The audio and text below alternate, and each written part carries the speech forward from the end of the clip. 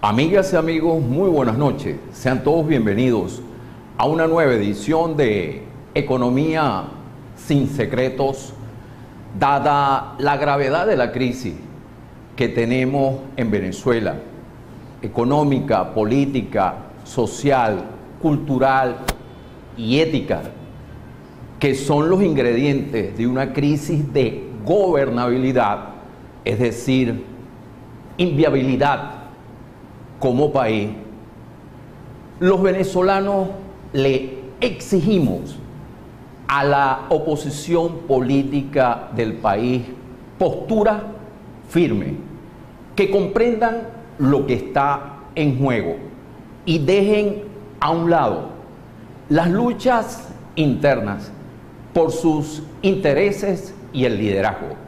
Este será nuestro tema de hoy y lo estaremos analizando con el doctor Juan Carlos Sosa Aspurua, abogado, fundador del Movimiento por la Dignidad y Libertad de Venezuela, profesor de las universidades Simón Bolívar y Católica Andrés Bello. También es director de la revista Energizando Ideas, a quien le damos la más cordial bienvenida. Juan Carlos, bienvenido a Maracaibo. Es un placer estar aquí, Arnaldo. Y muchísimas gracias por acompañarnos en la noche de hoy. Juan Carlos, ¿qué opinión te merece el comportamiento actual de la oposición venezolana? No es una oposición, no me merece una oposición o una opinión positiva en lo más mínimo, porque pienso que no está ejerciendo el trabajo de oposición. Es decir, para mí, lamentablemente, los partidos políticos en Venezuela decidieron hacer política convencional en una circunstancia completamente extraordinaria y excepcional. Y comenzaron básicamente a conformarse con simplemente cohabitar con un sistema que es inaceptable. Es decir, son cogobierno, aceptando unos espacios que no hacen absolutamente nada para resolver la crisis que nos está acabando como país, y con eso se han conformado para hacer una política, además, que nunca va dirigida a la solución del problema principal, sino que consiste, bueno, en la eterna demagogia a la que estamos acostumbrados, en populismo y en una forma de entender las cosas que no está en sintonía con la tragedia que estamos viviendo. ¿Y cuál es esa tragedia? Un sistema, un régimen que ha secuestrado al país, a todos y cada uno de sus poderes públicos, que ha, digamos, si se quiere, pisado la soberanía del país, la ha pisado completamente. Es decir, en Venezuela en este momento no somos una nación soberana, sino que estamos a la merced de un país extranjero, que además es una dictadura que tiene casi 60 años esclavizando a su pueblo. Y nosotros venimos, si se quiere, agachando la cabeza en consecuencia. En vez de reaccionar como país, hemos permitido que eso pase. Es un sistema, además, que hemos visto que ha violado sistemáticamente todos y cada uno de los derechos humanos existentes. Y eso nos da como sociedad, entonces, no solamente el derecho, sino el deber de hacer algo al respecto.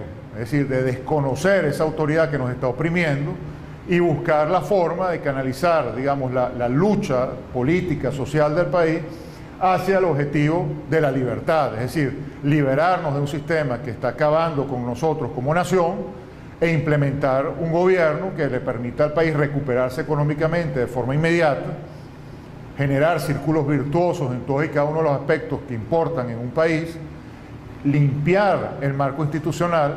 ¿Para qué? Para que efectivamente pueda ser viable eso que llamamos la democracia, para que el país realmente pueda elegir de una manera legítima y transparente y no de una manera fraudulenta, farsante, que es lo que hemos venido haciendo hasta ahora.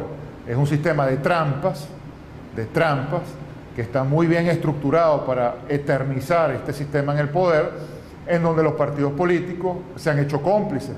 porque sabiendo que ese sistema es una farsa completa, es un fraude, han colaborado con la existencia del mismo, se han prestado a participar en él y han llevado al país, además, convenciéndolos de una narrativa y de una forma de entender el problema completamente equivocada, han llevado al país también a ser cómplice de esas circunstancias. Entonces tú me preguntas, ¿qué opino yo de la oposición? Opino que no es oposición, opino que es cogobierno y que la responsabilidad que nosotros tenemos como sociedad civil es establecer una verdadera oposición que permita entonces llevar a cabo las acciones necesarias para lograr el objetivo que necesitamos, que es la libertad del país.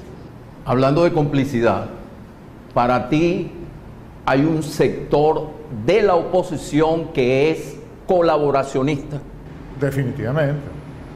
Es que no es que lo creo, es que es así. O sea, yo creo que las pruebas están absolutamente irrebatibles de que eso es así. Es decir, te lo pongo como ejemplo del sistema electoral. El sistema electoral está lleno de fraudes bueno, que van de aquí a donde tú quieras. Es decir, hacen una montaña de pruebas que demuestran que ese sistema es completamente fraudulento, empezando por un registro electoral abultado de más de 3 millones de personas, unas máquinas que sabemos que son manipulables y que han sido manipuladas, unos rectores que responden al partido de gobierno. Es decir, toda la estructura electoral está montada para favorecer exclusivamente al sistema y su permanencia.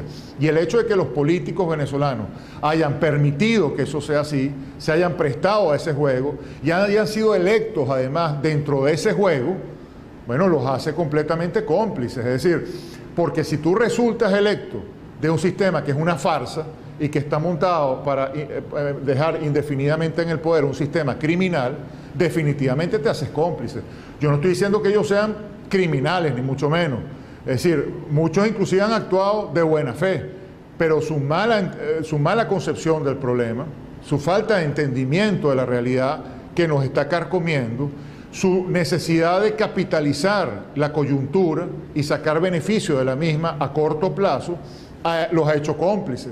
Entonces, actualmente ellos son tan responsables como el régimen de lo que nos está pasando, porque la historia nos ha puesto en bandeja de plata, en bandeja de oro, oportunidades preciosas para salir del problema, para solucionar el problema, y ellos le han dado la espalda a esa realidad, porque claro, implica costos, implica sacrificio, implica quizá sacrificar el corto plazo, y esa posición, ese espacio político que ellos pueden conquistar en el corto plazo, implica sacrificar eso en aras de el verdadero destino del país, en aras de construir una verdadera nación, en aras de rescatar el Estado, de rescatar la República y hacer las cosas correctamente. Entonces, ellos han sacrificado todo eso.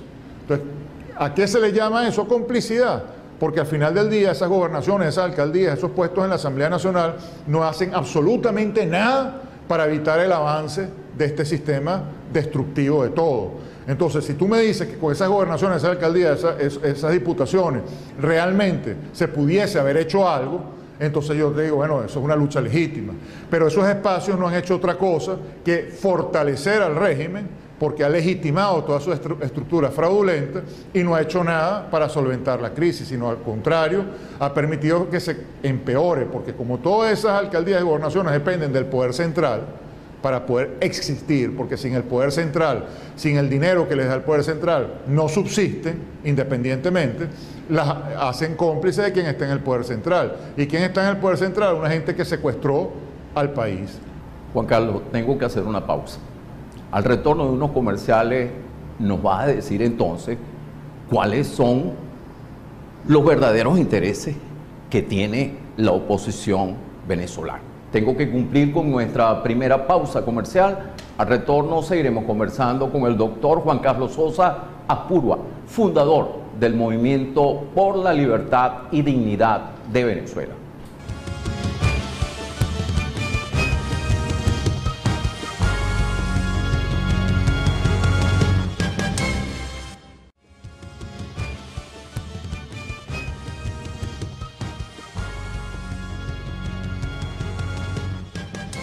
Seguimos conversando con el doctor Juan Carlos Sosa Apurua, abogado y fundador del Movimiento por la Libertad y Dignidad de Venezuela. Juan Carlos, hay intereses oscuros en la oposición.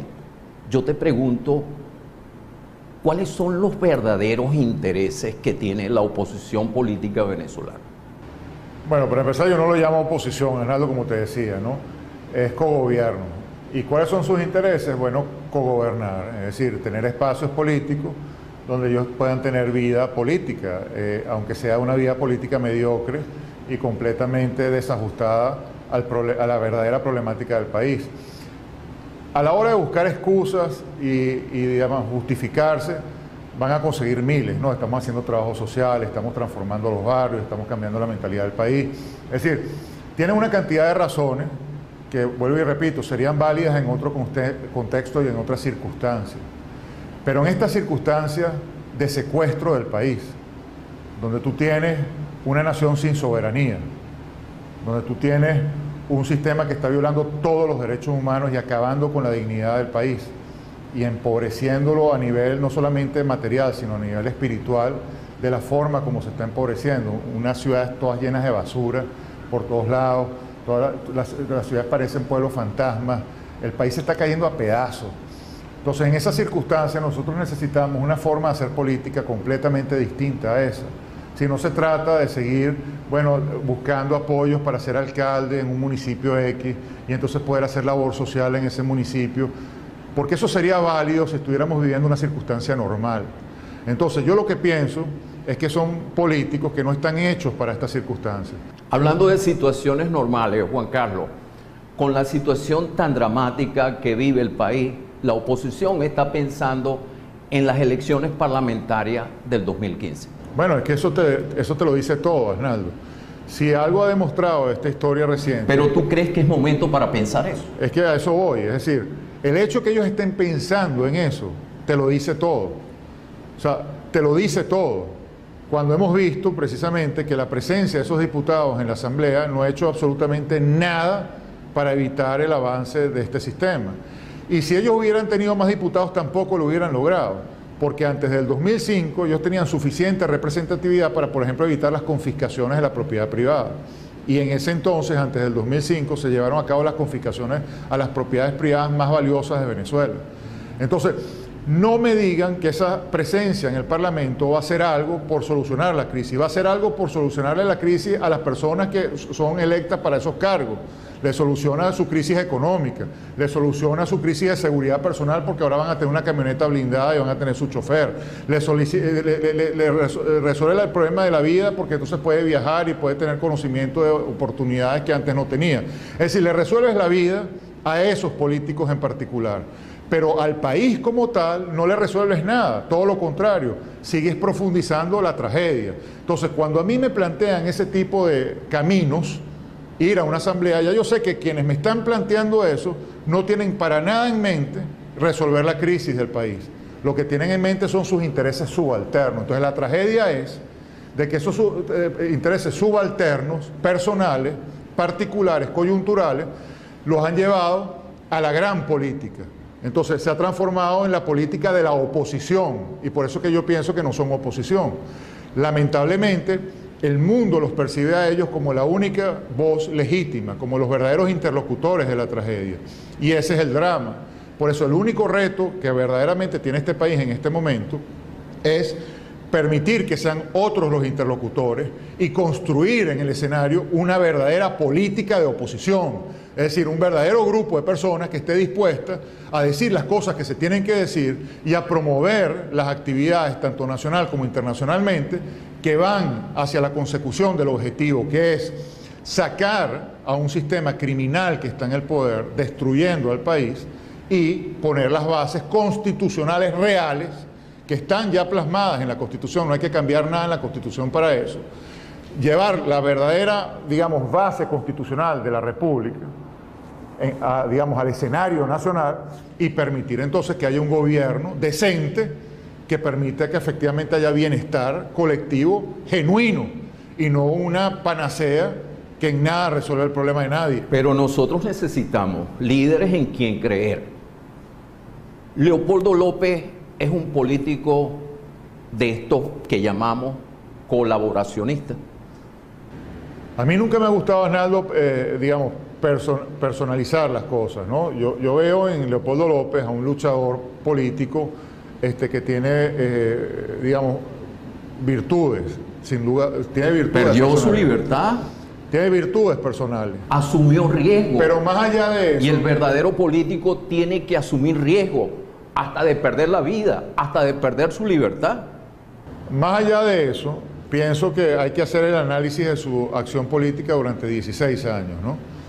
Y durante 16 años, López fue cómplice de la situación, es decir, él fue partícipe de todo esto. Hasta diciembre del año pasado, él estaba diciéndole al país que era posible resolver el problema electoralmente y estaba llevando al país al matadero electoral una y otra vez. Después del 14 de abril, que hubo ese fraude descomunal que hubo en las elecciones del 14 de abril, a Leopoldo López y a todos esos líderes les correspondía hacer un llamado al país a realmente reaccionar y entrar en desobediencia civil continua y permanente hasta tanto se solventara el problema. Pero ¿qué hizo él? Se recogió y empezó a hacer campaña para las elecciones de alcaldes. Y no solamente eso, sino cometió el gravísimo error. Uno de los partidos más beneficiados en las elecciones municipales fue el Partido Voluntad Popular. Cometió el gravísimo error, además de ser cómplice, de transformar unas elecciones que se sabía que el régimen controlaba de la A a la Z en plebiscito. Es decir, un régimen que estaba totalmente deslegitimado después del 14 de abril, un presidente que se sabía que era un fraude, que se había robado las elecciones. Entonces tú transformas unas elecciones locales en plebiscito. ¿Para qué? Para que sea una elección nacional, sabiendo que vas a perder, digamos, en su fase estructural. No vas a perder la posibilidad de conquistar espacios puntuales, pero la vas a perder como plebiscito. Llevar al país a eso, a mí me parece prácticamente imperdonable. Entonces, que López después, una vez que sucedió ese show en Miraflores, donde vimos a los alcaldes cantando el himno nacional, coreando a Hugo Chávez, es decir, cantando el himno nacional junto con Hugo Chávez, dándole la mano a Maduro, legitimándolo como presidente, que después él haya decidido, cuando todo ese aparato fraudulento queda en evidencia ante el país, salirse de eso y irse hacia el mundo de la calle, donde habemos unos cuantos que tenemos 16 años trabajando arduamente y totalmente vetados por los medios de comunicación y por las matrices de opinión, que él haya tratado de trasladar su liderazgo político conquistado con su actividad a ese escenario. Bueno, yo en un primer momento lo aplaudí. Dije, bueno, si va a ser lo correcto esta vez, señor, hay que apoyarlo. Pero cuando vi que él se monta sobre ese esfuerzo que se está haciendo en la calle, que no tiene nada que ver con él, porque todas esas acciones de calle surgieron de manera espontánea y por gente que tiene años luchando en esas lides. Entonces, que él haya tratado de capitalizar eso para después proponerle al país que la salida es una constituyente, es decir, seguir en el camino del fraude, seguir en el camino de la farsa, para mí eso es inaceptable. Entonces, el hecho que él haya decidido... Juan Carlos, tengo que hacer una pausa.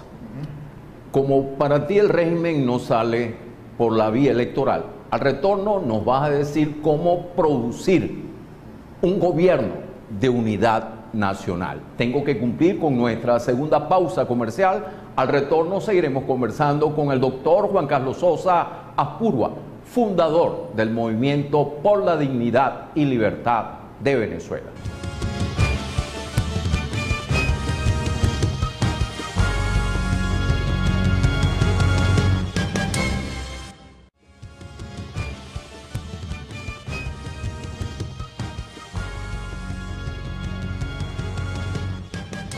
Seguimos conversando con el doctor Juan Carlos Sosa Aspurua, abogado y fundador del Movimiento por la Dignidad y Libertad de Venezuela. Para ti, Juan Carlos, el régimen no sale por la vía electoral. Entonces, ¿cómo construir un gobierno de unidad nacional? Bueno, para empezar, quizás para concluir el tema, hay que comenzar a desconocer todo el sistema del país, este sistema, estos poderes públicos secuestrados. Por eso yo no aplaudí para nada que López haya decidido entregarse. Yo creo que eso es una forma de reconocer el sistema, aunque en protesta, pero es una equivocación. O sea, y así se lo hice ver, yo publiqué una carta pública en ese sentido.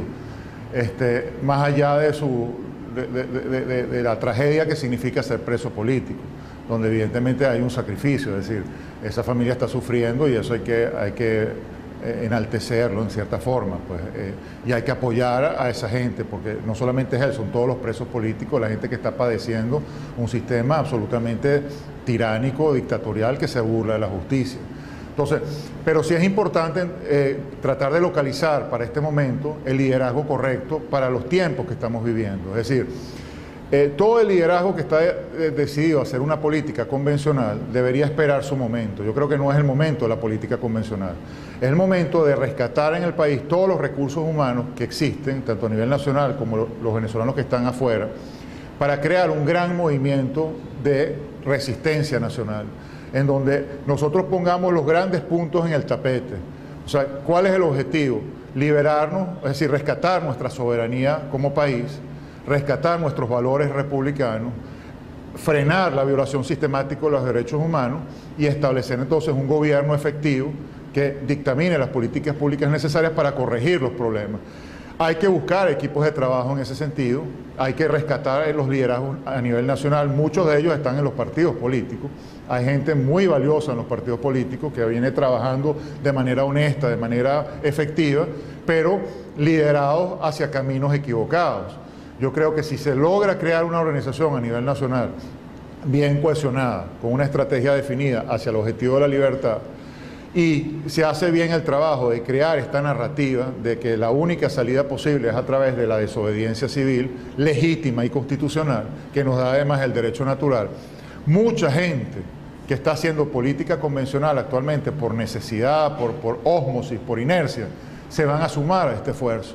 Y entonces vamos a construir el gran movimiento que también necesariamente tiene que involucrar a los militares decentes, porque en el sector militar existe el mismo padecimiento que en el sector civil, y además con el agravante de que ellos son los que supuestamente tienen que proteger la soberanía nacional, tienen que proteger al Estado de este secuestro que estamos sufriendo, y no lo están haciendo. Pero mucho de esa fuerza militar institucional decente que existe no puede activarse para hacer el uso legítimo de la fuerza, que es lo que le permite la Constitución Nacional. Son los únicos que realmente legítimamente pueden hacer uso de la fuerza, porque esta fuerza civil lo que tiene que hacer es poner los grandes valores en el tapete, en el escenario, pero es la fuerza militar la que tiene que desconocer la orden, digamos, ilegítima que viene de esas autoridades legítimas. Esos militares están ahí, pero no lo hacen, ¿por qué? Porque no tienen suficiente piso político para tener el respaldo que se necesita para que lo que venga después de ese momento de desconocimiento sea un gobierno que tenga la posibilidad de sostenerse, que haya gobernabilidad en el país y por lo tanto que ese esfuerzo militar no sea en vano, es decir, no arriesguen todo para lograr nada. Se necesita entonces en el escenario una narrativa que justifique esa intervención. En este momento eso no existe. En este momento, en el sector político formal, hay una negativa total a la participación militar. De hecho, el 14 de abril, la fuerza militar institucional estuvo dispuesta a respaldar a quien realmente Juan Carlos, logró la victoria. A lo interno, ¿qué está pasando en el mundo militar venezolano? Hay una procesión, como dicen, la procesión va por dentro. Hay un gran descontento con lo que está pasando. Existe una gran fractura también. Pero hasta ahora los militares venezolanos han sido testigos silenciosos de esta crisis. Como lo ha sido la sociedad civil también, ¿eh? Porque eso que se le endosa a ellos hay que endosárselo también al sector empresarial, al sector académico, al sector cultural, a todos los sectores importantes del país, se le tiene que endosar esa misma crítica que se le está endosando a los militares, porque al final toda la sociedad es responsable. Cuando la sociedad va a un circo electoral, sabiendo que es un círculo electoral, habiendo pruebas que lo demuestran, pero no queriendo ver esas pruebas, tapándose los oídos y tapándose los ojos, hace que la sociedad civil tenga también una gran responsabilidad. Entonces yo creo que es momento que todos asumamos nuestra responsabilidad, estemos dispuestos a rectificar los errores del pasado y abrazarnos todos como país, tanto la parte civil como la parte militar. ¿Sabes qué me preocupa a mí, Juan Carlos? Que el hombre es un animal de costumbre. Y este estado de cosas que estamos padeciendo, el pueblo lo sigue aceptando. ¿Tú crees que el venezolano se está acostumbrando a los apagones, al alto costo de la vida, a la inseguridad, a la escasez, al desempleo y al desabastecimiento que hay en Venezuela? Lamentablemente eso es una realidad humana. Es decir, en todos los países donde se han establecido sistemas como estos, eso sucede. Ese es el objetivo, que la gente se adapte a la porquería y lo viva como normal. Eso es exactamente el objetivo de estos sistemas. Y se salen con las suyas si se les permite. Ahora, no podemos ser tan irresponsables de pretender que sea la gente que menos posibilidades tiene de hacer algo la que lo haga. Porque eso es una excusa de cobardes. Decir, bueno, es que el pueblo, hasta que el pueblo no reaccione, eso es mentira. Lo que tiene que reaccionar es la gente que tiene la capacidad de reaccionar. La gente que tiene los conocimientos, que tiene la preparación, que tiene la formación, que tiene los recursos para hacer algo al respecto. Y esa es a la gente a la que hay que apelar, porque esa es la gente que no ha hecho su trabajo, la élite del país, la gente más formada del país, la gente que más recursos tiene. Esos son los que tenemos que actuar, porque el pueblo, es decir, la gente, lo que llaman el pueblo, la gente de menos recursos en todos los sentidos, que tiene poco espacio en su vida para poder maniobrar nada, no podemos pretender que sean ellos los que nos resuelvan el problema. Esa gente necesita que la gente más preparada de un país reaccione y haga lo correcto. Y si se hace eso, entonces se implementarán las políticas públicas que la gente de menores recursos apoyará aplaudiendo, porque los que están padeciendo la peor de las crisis son precisamente las personas de menores recursos, pero los tenemos abandonados allí. Y por eso están pasando las cosas que están pasando. Juan Carlos, nuevamente tengo que hacer una pausa. En este mes se espera el anuncio del gran paquetazo de Maduro. Al retorno de unos comerciales nos va a decir si en Venezuela estamos preparados para un estallido social. Tengo que cumplir nuevamente con unos compromisos comerciales. Al retorno seguiremos conversando con el doctor Juan Carlos Sosa Apurua, fundador del Movimiento por la Dignidad y Libertad de Venezuela.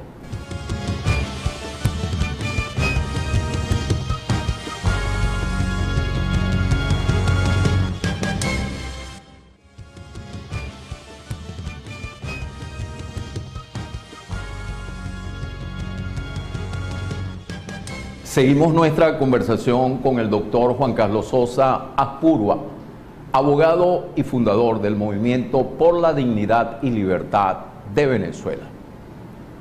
Para este mes se espera el anuncio del gran paquetazo de Maduro. En la oposición estamos preparados para un estallido social. El estallido social yo creo, Arnaldo, que ya sucedió. Es decir, lo que pasa es que no lo queremos escuchar. Dicen que lo peor no ha llegado. Lo peor no ha llegado, y nunca llega, ¿eh? Porque esto es una decadencia progresiva, eterna e indefinida, como le sucedió a Haití, como le sucede a Nigeria, como le sucede a todos los países que están sometidos a sistemas equivocados, como le sucedió a Alemania Oriental. Es decir, el paquetazo ya sucedió hace años. Las políticas económicas aquí están destinadas a destruir al país, y eso es deliberado. Este sistema, este régimen, no es que es un mal gobierno, es que es un gobierno que está... O sea, las malas políticas del gobierno son deliberadas. Son deliberadas. Porque lo que está buscando el sistema es precisamente destruir a la sociedad para reinar eternamente, exactamente como hizo Fidel Castro en Cuba. Entonces no se trata de analizar las políticas públicas, hay que simplemente entender cuál es el problema. Y por eso hay que cortarlo de raíz. Porque las políticas públicas van a ser siempre un desastre. Es decir, es imposible que esta gente gobierne para generar prosperidad, porque en el momento que se genere prosperidad, ellos se desestabilizan. La única forma que ellos tienen de mantener ese sistema criminal es esclavizando a la sociedad. Y la única forma de esclavizar a la sociedad es privándola de todo aquello que nos hace fuertes como seres humanos. Entonces, todas las políticas públicas están dirigidas a debilitar al espíritu humano, a transformarlo en un espíritu completamente miserable, rodeado de basura, y por eso es que es deliberado que no recojan la basura en los barrios, en las urbanizaciones, que veamos el país cada vez más destruido, porque eso es lo que esa gente busca, no tienen en mente para nada la prosperidad y el crecimiento del país.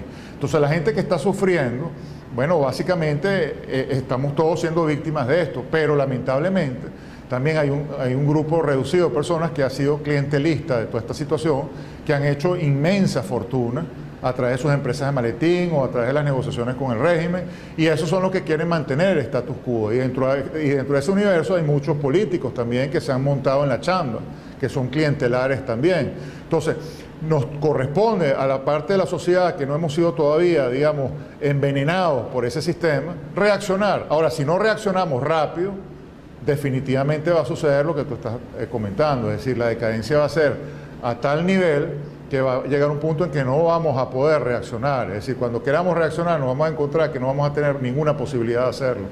Juan Carlos, yo quiero volver al tema de los militares. Los militares ahora convertidos en activistas políticos ayudarán a Maduro a imponer por la fuerza un ajuste económico. Esos militares que están apoyando a Maduro son todos unos sinvergüenzas, como la gente que está en el gobierno. Yo creo que los sinvergüenzas en el fondo tienen todos rabos de paja, como este señor que acaban de agarrar en Aruba, tienen vínculos con narcotráfico, con guisos, con cualquier cantidad de porquería, y esos individuos en el fondo no tienen fuerza real. Es decir, la fuerza es totalmente aparente. En el momento en que se active esta fuerza social de la que estamos hablando, también le daremos la fuerza a los militares decentes, institucionales, que tienen la verdadera fuerza, que es la fuerza de la verdad, la fuerza espiritual para hacer lo correcto. En el momento en que eso se active, Arnaldo, no va a haber posibilidad del régimen de hacer nada al respecto. ¿Por qué los sectores populares no se incorporan a las protestas de calle? Porque tienen muy malos líderes, porque los líderes políticos actuales no han buscado que eso suceda, sino al contrario, establecen unas mesas de diálogo para seguir negociando prebendas con el régimen y neutralizar esa fuerza que existe en la calle, apagarla, decirles el camino no es la protesta, el camino no es la rebelión, el camino es que tú sigas agachando la cabeza, metiendo tu dedito en un tintero morado y dejar que esto algún día se va a solucionar, porque algún día vamos a conquistar el corazón de todo el mundo, algún día vamos a ser tanta gente que no nos van a poder hacer fraude. Ese es el discurso. Y mientras tanto ellos siguen capitalizando en la coyuntura. Entonces la gente ha sido arrimada a sus casas, ha sido arrimada a sus espacios y se les ha dicho, se quedan ahí. Porque si ustedes se rebelan, aquí lo que va a haber es un baño de sangre, una guerra civil y eso no lo quiere nadie. Entonces es una especie de chantaje. Entonces si existiesen los verdaderos líderes, los que le dicen al país sí vale la pena salir a la calle, sí vale la pena luchar, sí vale la pena inclusive entregar la vida por estos valores, por la libertad, por rescatar a nuestro país y rescatar la decencia. Si esa inspiración estuviera en el escenario político, la gente reaccionaría, pero sin pensarlo dos veces. ¿Tú crees que en los próximos meses de nuevo se va a calentar la calle? Definitivamente sí surge el liderazgo necesario para canalizar ese fuego de la calle de manera estratégica, organizada y hacia el objetivo correcto. Si surge ese liderazgo, si verdaderamente se puede cohesionar ese liderazgo, ten la seguridad que eso va a pasar. Pero no como esfuerzos aislados que se apagan muy rápidamente, sino como un esfuerzo mancomunado a nivel nacional, organizado, estratégico, que efectivamente permita que cuando se haga todo ese sacrificio humano en la calle, que se ha hecho ya, se haga de manera estratégica, de manera efectiva y competente para que se logre el objetivo. Y eso nada más se logra con organización. Para ustedes no tiene sentido, Juan Carlos, la propuesta de COPEI que propone un gobierno de unidad nacional y la propuesta de voluntad popular convocar a una constituyente. No, es un disparate. Es un disparate. La propuesta de unidad nacional que está planteando el sistema político es un sistema de cohabitación con el crimen y yo no estoy de acuerdo con cohabitar con criminales. Yo estoy de acuerdo con hacer justicia. Tú no puedes construir una sociedad decente sin hacer justicia. Tú no haces justicia, tú estás matando dos veces a la persona que fue asesinada por el gobierno. Tienes que hacer justicia. Entonces eso de cohabitar y dialogar con criminales, eso no va con nosotros. Aquí hay que hacer justicia y los criminales tienen que ir a donde les corresponde ir. Ok. Y en cuanto hagamos justicia porque tengo que hacer una pausa. Ok.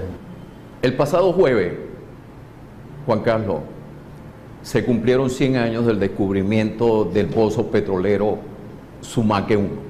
Al retorno de unos comerciales, nos vas a decir cuál es el balance de estos 100 años de explotación petrolera que tenemos en Venezuela. Nuevamente tenemos que cumplir con unos compromisos comerciales Al retorno seguiremos conversando con el doctor Juan Carlos Sosa Apurua, abogado y fundador del Movimiento por la Dignidad y Libertad de Venezuela.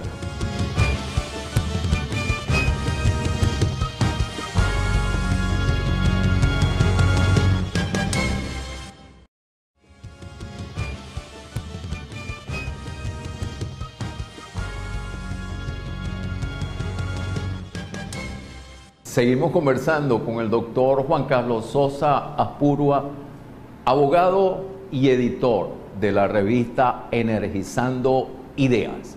Juan Carlos, el pasado jueves 31 de julio se cumplieron 100 años del descubrimiento del pozo petrolero Sumaque 1. ¿Cuál es el balance Una tragedia. de estos 100 años de explotación petrolera? Una tragedia. Pudiendo ser el productor de petróleo más importante del planeta, haber traído a las empresas más importantes del mundo a invertir en Venezuela, a generar círculos virtuosos, a generar empleo y riqueza, bueno, tenemos el petróleo enterrado, produciendo cada vez menos, cerrándole la puerta a todas las oportunidades y utilizando el petróleo como plataforma para el crimen, para el sistema delincuencial, para los guisos. Entonces es una tragedia, porque cuando tú tienes semejante riqueza, semejante potencial, tú tienes que activarlo hacia donde tiene que activarse. Venezuela podría ser la potencia de Latinoamérica, uno de los principales países del mundo, una de las economías emergentes más atractivas del planeta. ¿Y cuál es el balance? Bueno, todas las ciudades llenas de basura. Entonces no puede ser peor. Hemos dilapidado los recursos que nos dio la Providencia y las potencialidades que nos ha dado para nada. Entonces ha sido mediocre, ha sido un desperdicio completo de oportunidades, de enseñanzas que nos ha dado la historia, porque Venezuela a mediados del siglo pasado era el principal productor de petróleo del mundo, y por las malas políticas permitimos que se desarrollara el Medio Oriente y que surgieran competidores en todos los mercados, y hemos desaprovechado oportunidades de oro una y otra vez.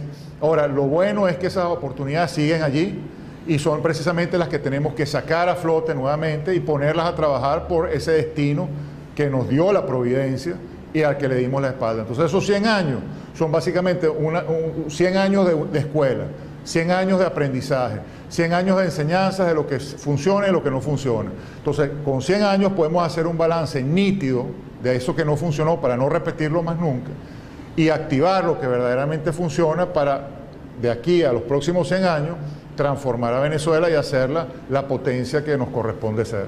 ¿Qué opinas de la relación China-Venezuela?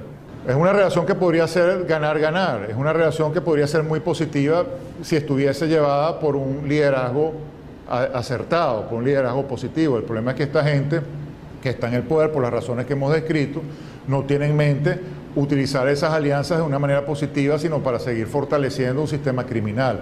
Ahora, con los chinos, con un gobierno legítimo y un gobierno que esté haciendo las políticas públicas correctas, se podrían hacer sinergias espectaculares para ampliar enormemente los mercados naturales de Venezuela, para potenciar entonces nuestro crecimiento económico de manera ilimitada, infinita, se podría decir. ¿A quién ha beneficiado el petroestado? Bueno, a los politiqueros que han hecho negocios puntuales con eso, a más nadie. El país lo ha destruido. Entonces, parte de la enseñanza de estos 100 años es que tenemos que modificar la relación Estado, petróleo y sociedad para darle el poder a la sociedad y dejar al Estado cumpliendo sus funciones elementales: seguridad nacional, administración de justicia, educación, algo de salud y, por supuesto, algo de infraestructura, y permitir entonces que fluyan las libertades para que vengan todas las inversiones del mundo a Venezuela a transformar a Venezuela en una potencia. Eso es lo que hay que hacer. ¿Por qué la diversificación del petróleo no ha llegado a Venezuela? Bueno, por eso, porque hemos estado con un modelo completamente equivocado, donde se cierra la puerta al Estado de Derecho, donde no se puede hacer una contratación decente, donde no hay libertades, donde no hay posibilidades verdaderamente de materializar proyectos de envergadura, donde hay un riesgo enorme, hay muchísima criminalidad. Entonces todo eso atenta contra la seguridad de las inversiones. Y por supuesto el modelo. Si tú tienes un Estado que te interviene en cada uno de los negocios que se van a desarrollar, esos negocios están destinados al fracaso.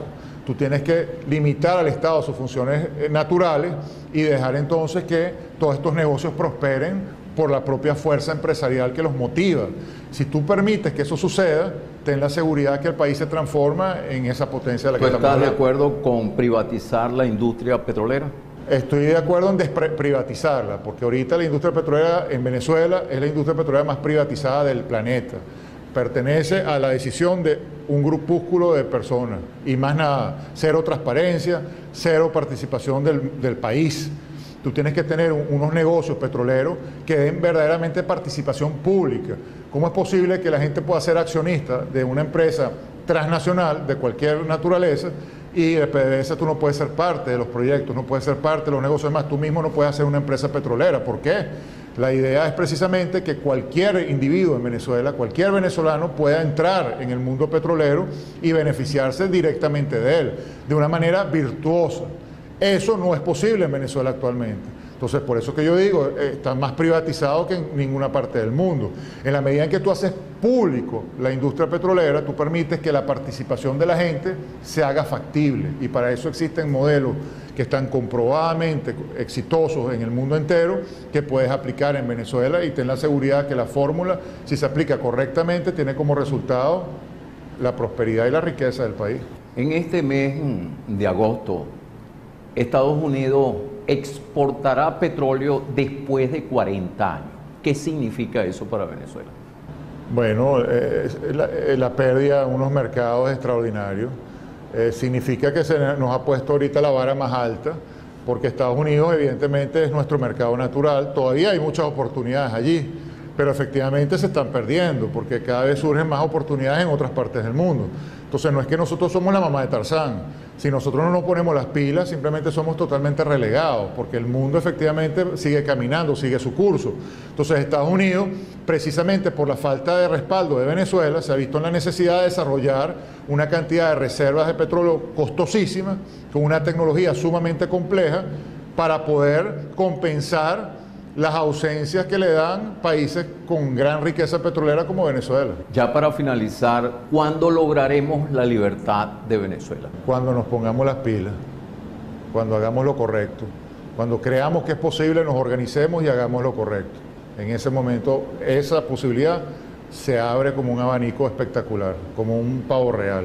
¿Tú eres optimista a pesar de que esta lucha es muy desigual? Soy muy optimista, pero mis esperanzas se fundamentan en la razón y no en los sueños quijotescos. O sea, yo pienso que si no hacemos lo que tenemos que hacer, perdemos el país, tan simple como eso. O sea, no va a ser la providencia ni va a ser la suerte. Tenemos que hacerlo nosotros. Entonces tenemos que ponernos en esa sintonía, organizarnos y hacer lo que hay que hacer. Gracias, Juan Carlos, por habernos acompañado en la noche de hoy. Recuerden ustedes que este y todos los programas lo podrán ver a través de nuestro portal www.economiasinsecretos.com. Me tengo que despedir hasta el próximo domingo a la misma hora, 9 de la noche, cuando le brindaremos más de Economía sin Secretos. Espero que el programa de hoy haya sido de su agrado. Que pasen una feliz noche.